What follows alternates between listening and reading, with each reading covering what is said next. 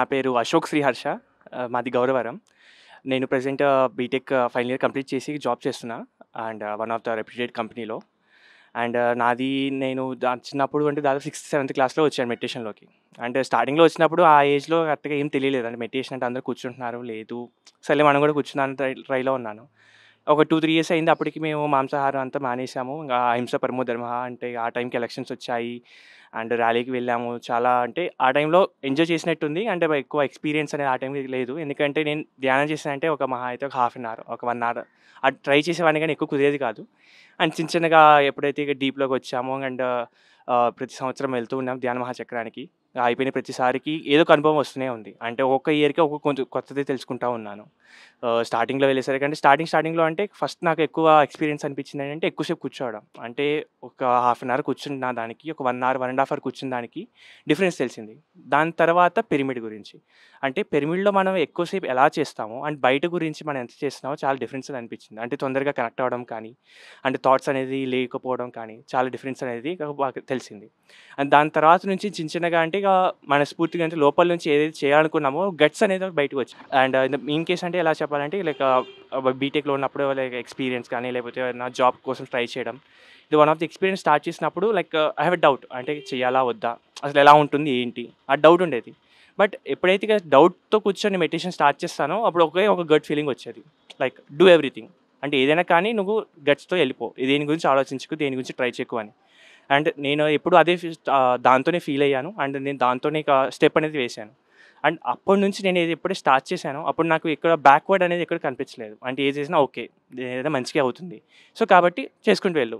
నువ్వు ఏది చేసినా కానీ నువ్వు గట్స్‌తో చేయి. అంటే డౌట్స్‌తో చేసావనుకో ఆ రిజల్ట్ కూడా నీకు డౌట్స్ కిందే వస్తుంది. కానీ ఎప్పుడు నువ్వు గట్స్‌తో, కాన్ఫిడెన్స్‌తో చేస్తే ఆ రిజల్ట్ కూడా నీకు అనుకూలంగా వస్తుంది. అండ్ నీకు ఎటువంటి ఇబ్బంది అనేది కూడా కుదరదు.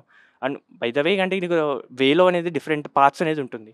బట్ నీకు ఏ పాత్‌లో వెళ్ళాలి? ఏ విధంగా ఉంటుంది? అండ్ ఒక్కొక్క పాత్ గురించి నీ డీటెయిల్ అనేది నీకు ముందే తెలిసిపోతుంది. ఎందుకంటే ఒక్కొక్క ఎక్స్‌పీరియన్స్ అనేది చాలా డిఫరెన్స్‌గా ఉంటుంది. నా ఎక్స్‌పీరియన్స్ ప్రకారంగా అయితే ఆ పాత్‌లో ఏ విధంగా ఉంటుంది? ఒక్కొక్క స్టెప్‌ని ఎలా ఫేస్ చేయాలనేది నాకు డీటెయిల్డ్‌గా ఇన్ఫరెంట్‌గా ముందే తెలిసింది. లైక్ ఇదంతా తెలిసిందంటే లైక్ ఒక భావన కాదు. Like I have a gut. అది కూడా గట్స్ కిందే వచ్చేసింది. అండ్ మెడిటేషన్‌లోనే దాని ఎక్స్‌పీరియన్స్ అంతా వచ్చింది. అండ్ చిన్న చిన్నగా బీటెక్ కంప్లీట్ అయింది. జాబ్‌కొచ్చాను. ఇప్పుడు 1 ఇయర్ అవుతుంది జాబ్ చేసి కూడా. అండ్ జాబ్‌లో కూడా చాలా ఇష్యూస్ ఫేస్ ఉంటాయి. లైక్ హై అథారిటీ నుంచి, వర్క్ గురించి, వర్క్ ప్రెషర్ గురించి. అండ్ ఈ 1 ఇయర్‌లో నేను 2-3 జాబ్స్ మారాను. అంటే లైక్ డన్ సీఎస్‌సి అనమాట కంప్యూటర్స్ గురించి. దాని తర్వాత బిజినెస్‌కి షిఫ్ట్ అయ్యాను. బట్ ఈ షిఫ్ట్ అవ్వడంలో కూడా చాలా ప్రెషర్ ఉంటుంది. బట్ నాకు ఎటువంటి ప్రెషర్ అనేది అనిపించలేదు. ఎందుకంటే నాకు ముందే ఫిక్స్ అయ్యొచ్చాను. ఓకే. ప్రెషర్ ఉంటుంది కదా! ఫేస్ చేద్దాం. ఫేస్ చేసావంటే నీకు ఏదొచ్చినా కానీ సింపుల్‌గా ఉంటుంది. నీకు ఈజీగా అనిపించదు. అండ్ నేను చదివింది పంజాబ్‌లో. అండ్ పంజాబ్ అంటే ఇక మ్యాథ్స్ తెలిసే ఉంటుంది. అంటే లైక్ చాలామంది అక్కడ నాన్ వెజ్ ఎక్కువ అండ్ ఎక్కువ డ్రగ్స్ ఉంటుంది. లైక్ అదర్ యాక్టివిటీస్ అని. బట్ నేను చదివిన కాలేజ్‌లో నేను ఎలా అనుకున్నానంటే నా కాలేజ్ మొత్తం ప్యూర్ వెజ్. కనీసం ఎగ్ కూడా అలౌ చేయరు. బట్ మనం ఏదైతే ఆలోచిస్తామో అదే జరిగింది. 4 ఇయర్స్ నేను పంజాబ్‌లోనే చదివాను. Later I went to Madhya Pradesh. మధ్యప్రదేశ్‌లో ఇండోర్‌లో జాబ్ అయింది 6-7 మంత్స్.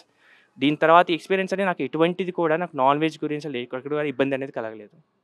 ఎందుకంటే మనం ఏదైతే అనుకుంటామో అది ఖచ్చితంగా జరుగుతుంది. ఆ జరిగిన విధంగానే నాకు ఎటువంటి పాత్‌లో ఎటువంటి డిస్టర్బెన్స్ అనేది రాలేదు. నేను మెడిటేషన్ చేస్తున్నాను. నాన్ వెజ్ ఇంతవరకు లేదు. చిన్నప్పుడు మానేసింది ఇంతవరకు లేదు.